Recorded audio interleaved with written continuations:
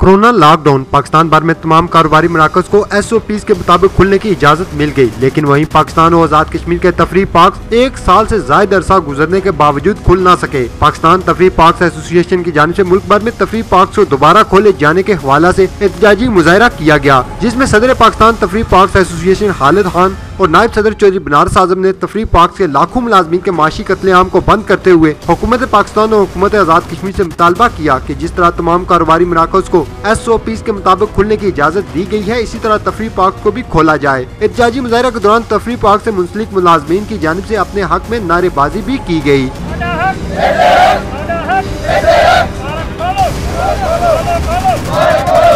मार्च 2020 से तफरीह पार्क बंद हैं। इसके बावजूद इस शोबे के कारोबारी अफराद अपने मुलाजमीन को तनख्वाहें अदा करने के साथ साथ करारों व यूटिलिटी बिलों का बोझ भी बर्दाश्त कर रहे हैं, लेकिन बदकिस्मती से हुकूमत ने इस शोबे को अभी तक किसी किस्म का कोई रिलीफ फराहम नहीं किया, जिस वजह से ये शोबा अब तबाही के दहाने पर पहुंच चुका है।